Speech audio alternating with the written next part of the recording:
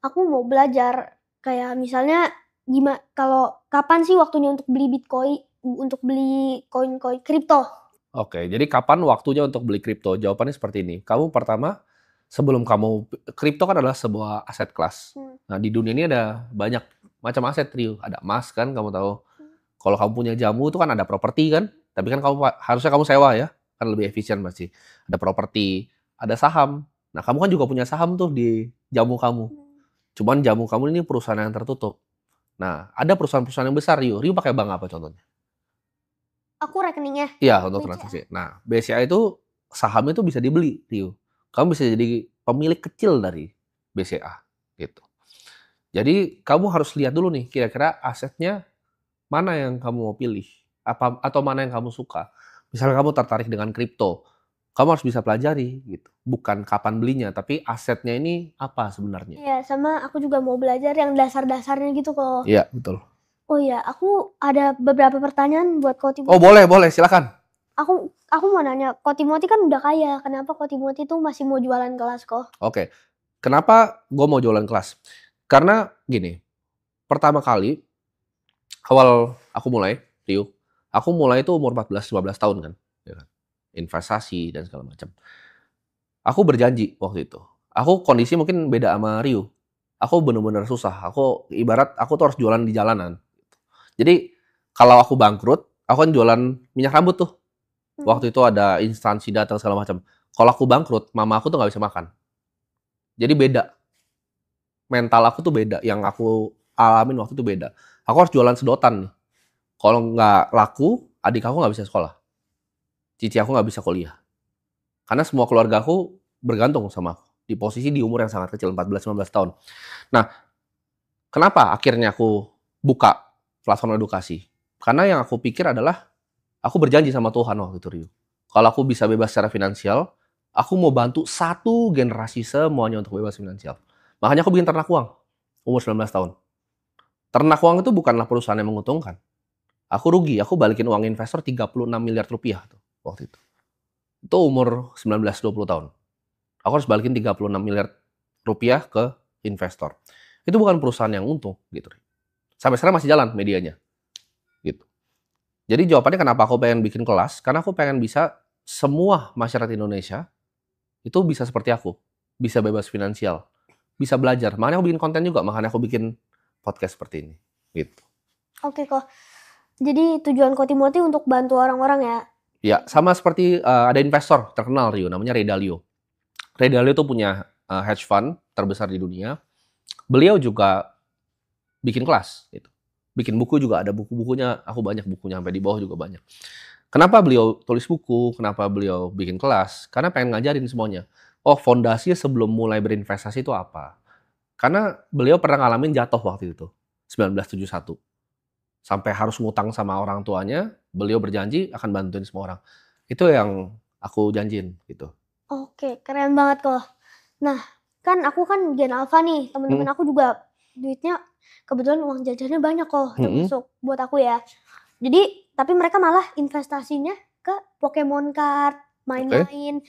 Nah, mereka kan kenapa nggak mereka investasiin aja ke kripto atau saham kok? Oke.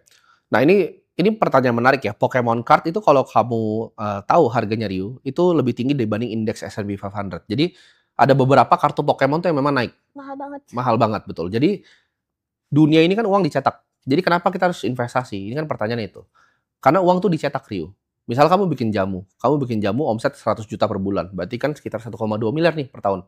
Itu kalau tahun depan nggak jadi 1,4 miliar, tahun depannya lagi nggak jadi 1,650 miliar, itu artinya bisnis kamu turun. Kenapa? Karena jumlah yang uang yang dicetak banyak. Makanya bisnis itu susah, Rio. Kalau kamu cuma stagnan gini, bisnisnya artinya sampai turun. Gitu. Ini banyak pengusaha nggak ngerti nih.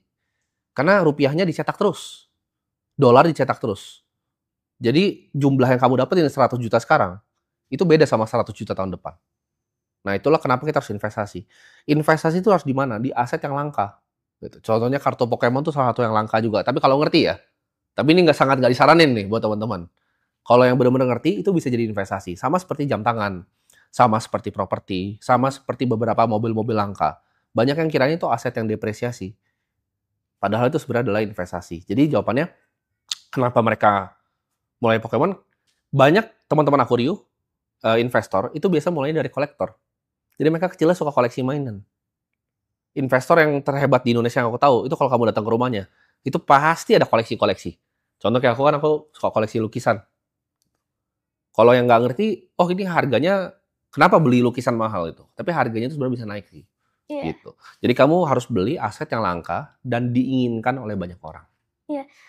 Oke, jadi itu sebenarnya bisa juga jadi duit, cuma nggak disarankan ya? Nggak disarankan. Oke, kalau gitu Ko Timothy, kan aku juga mau mulai nih. Ko Timothy bisa nggak sih jelasin basic-basicnya aja deh, yang dasar-dasar yang penting-penting, tapi dengan bahasa yang anak-anak kecil pahami kok, bahasa Gen A gitu.